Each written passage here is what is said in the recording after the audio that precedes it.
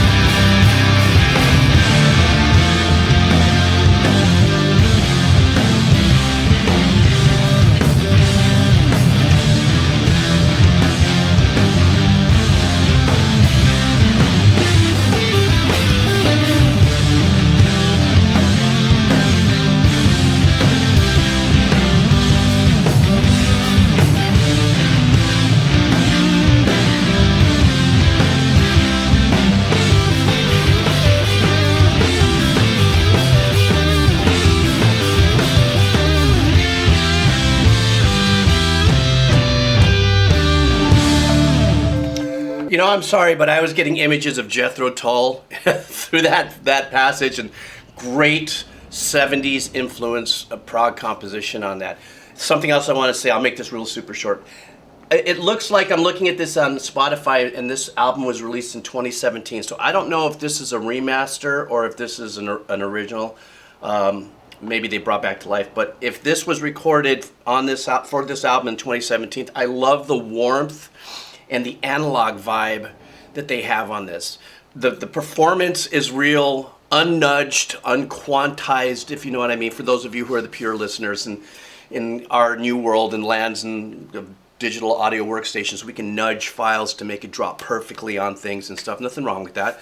But this feels of pure joy and power in this progressive kind of rock arrangement and stuff. So I'm sorry, I had to break in, because there's like Black Sabbath I'm feeling, and then I just got this full Jethro Tull kind of vibe. I don't know, maybe that's just me because I'm old and bobo, and that's all I have as a reference. I'll go back a little bit. Here we go.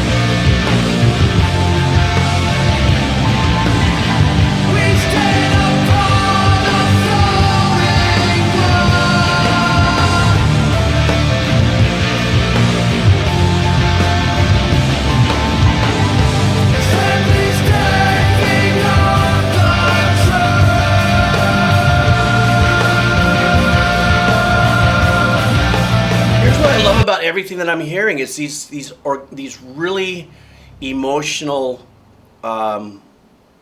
arrangements and the growth in these arrangements through these passages. And when I say the term passage, for me, I don't know, there's many reasons why I use that term, but for me it's when there's an obvious change in a song that is not based on a pop culture songwriting concept to me, which is like intro, verse, you know, pre-chorus, chorus, maybe a little turnaround, second verse, you know, etc. It's when they completely change gears in their arrangement and the production to help to facilitate your interpretation of what their music arrangement changes may be through theater of the mind. You may have to play that again. I think it made sense what I just said, but you know. And so one of the things I want to just say briefly is that I loved when it just came down. It seemed like this was an old like Rhodes 73, or 77, 73, I don't know, I forgot. And that's the keyboard that was being played there. And you can actually, I felt like I could hear the actual hiss a little bit of the speaker. It used to be back, it was like a one piece. You had a cabinet, you know, that you plugged this in and you played. My uncle had it in his band Caldera. It was one of his more powerful keyboards that he played on. I love the washiness of everything that I'm hearing. And what I mean by washiness, it's the, you know, the delays, the reverb, the obvious decision to make this really deep and long. And how you can do that is obviously holding notes out, you know, as you're playing. You know, you're not muting or doing anything. And also by the addition of digital delays and reverbs and stuff. So this whole passage, it grows, and I go back to the voice on this, and even though I don't know what he's saying, the melody kind of is staying in this really super cool zone, but I like the tone. The tone, I don't know, man, it's just, maybe it's like the Singer of Jane's Addiction kind of melody and tone. Remember, I don't have a really big history on metal and stuff, so I have a very small bowl of references when I hear something that sounds like that, and a little bit of Ozzy Osbourne in this whole thing. So that's the way it feels. But I'm just loving this. I'll shut up. I'm gonna go back and get back into it.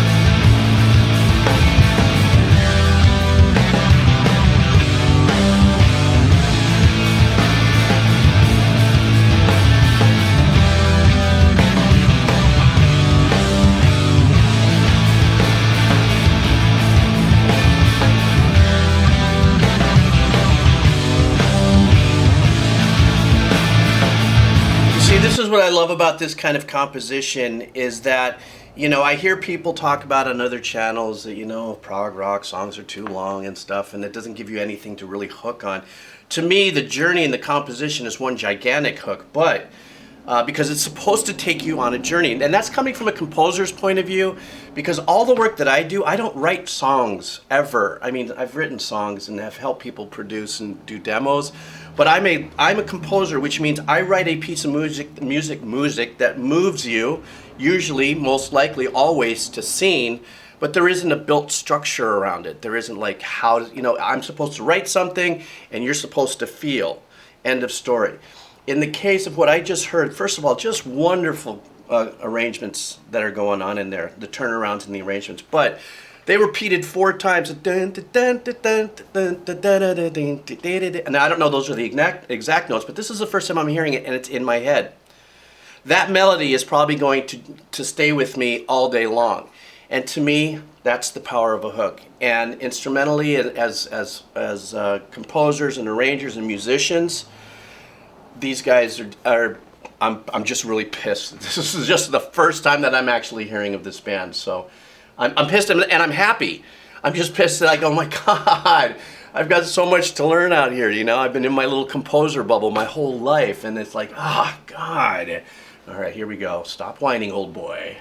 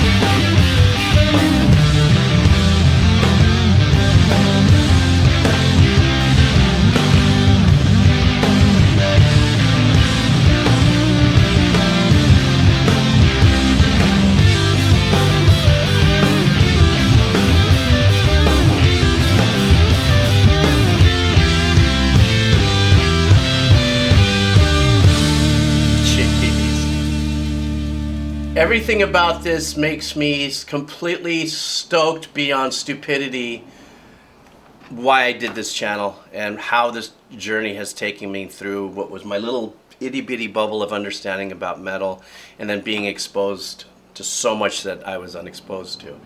And anyhow, I love how it was kind of a quirky ending to this because they really set an incredible tone to me through this whole journey, where this was like almost 3/4 instrumental, versus performance by the singer and the melody. But it was so melodic, throughout, and for some people you have to have, I'm assuming that if you're listening to long pieces of prog rock like this, or I guess that's what it is, it's the core of it. It's because you have and have understood, even if you're not a musician or something, there's something about it that you hear and recall these instrumental melodies, these hooks. And this is just abundance of hooks. Now the changes at the end with the little meter changes, it felt like, and some syncopation going on there. That kind of, it kind of got me from like, wow, I was in this really full groove and stuff, and I was just flowing to like, oh, okay, where are we going here? I've kind of felt a little like disjointed at the end, but this was an absolutely fantastic experience, and I want to thank you guys who have been hammering me to listen to Elder for a very long time, and this was an absolute joy. It was a long-ass video, but well worth every second of it. So I want to thank you guys. The link for this, their Spotify, and this particular song, Staving Off Truth, will be down below. Also with the cup of coffee and the headsets and my Patreon if you want to check that out. Thank you guys so much. I hope you don't mind that I dropped the second one today. I just felt like I needed to and I wanted to, and I'm trying to catch up. And I also figured out what was wrong with my camera, but I still have to get a new one, so that kind of hurts. Oh, my wallet. All right, guys, take care of yourself. Have a killer day. Aloha.